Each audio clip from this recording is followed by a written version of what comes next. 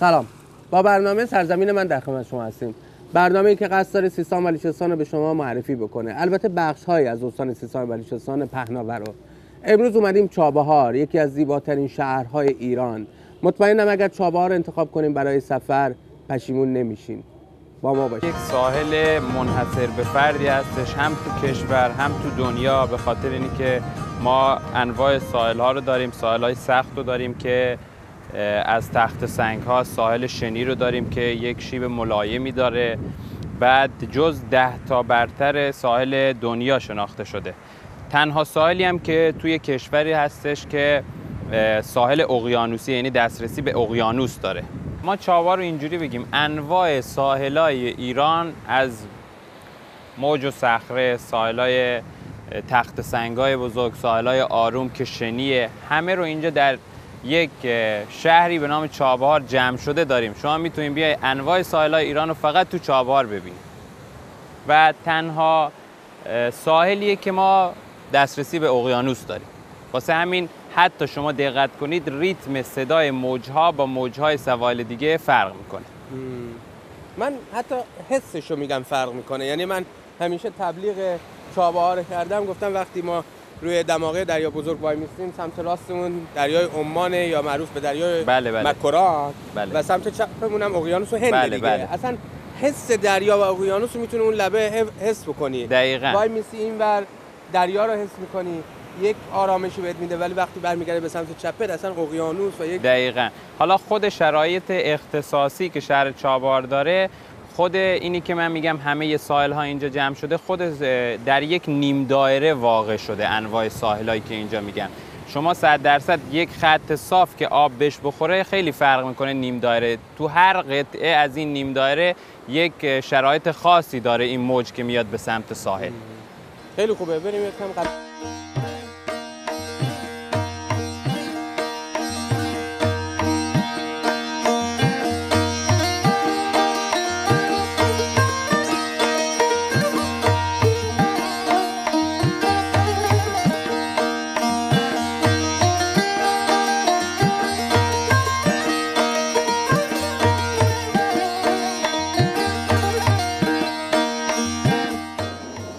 از شمال اومدیم.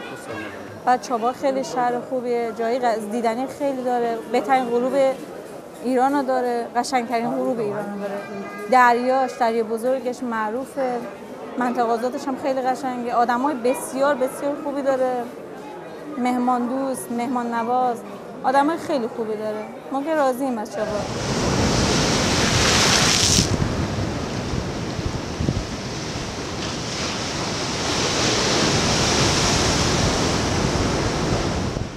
یه پکیج گردشگری واسه اولین بار ما اومدیم تعریف کردیم که نقاط گردشگری رو بر اساس نقشه‌ای که در اختیار گردشگران میذاریم توضیح داده واسه گردشگران که با اتلاف وقت روبرو نشن.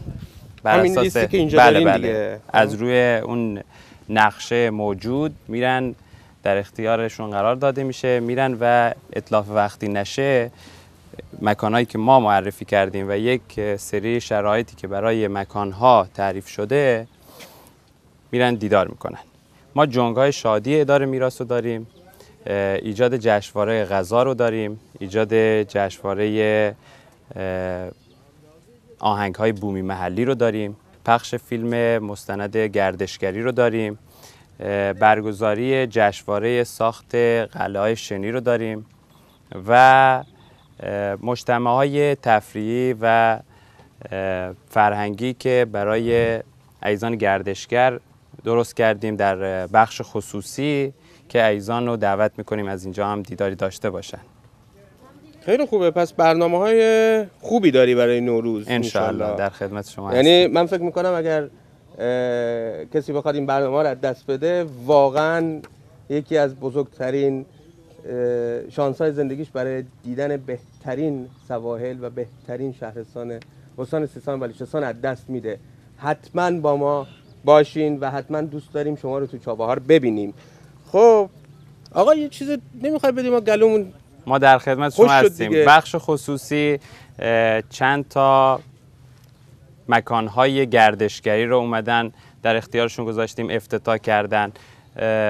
بخش مدرنش فست فودها هستن و بخش سنتیش به صورت سنتی که مشاهده میکنید اینجا قرار داده شده. در خدمت شما هستیم آقای ریگی. آقا من شنیدم یه دودپتی، بله، نوشیدنی محلی شیرچای زبان عامیانه و زبان محلی دودپتی رو اینجا در خدمت شما هستیم. بفرمایید. شما بفرمایید با ما. بفرمایید.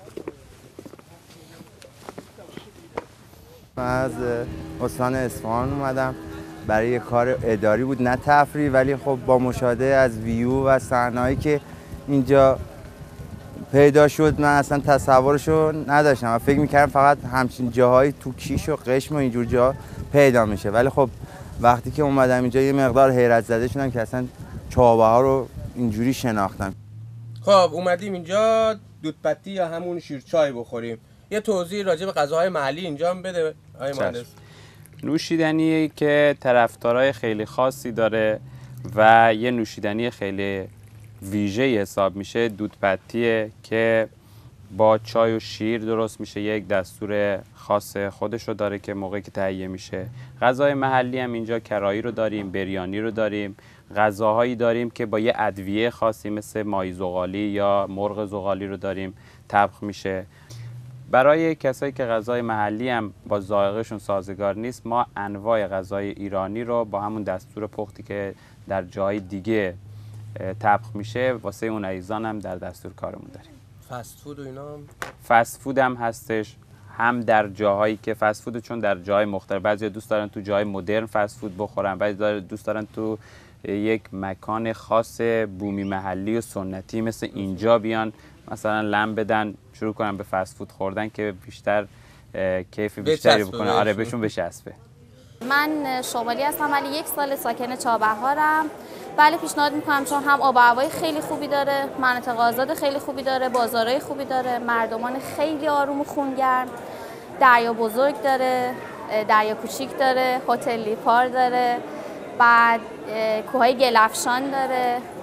دیگه جای دیدن خیلی خوبی داره، مثلا روستای تیس که یکی از قدیمی ترین روستاهای چابهار به حساب میاد و نزدیکش شهر کنارکه که بازارهای مناسبی داره، قیمت‌های خوبی داره.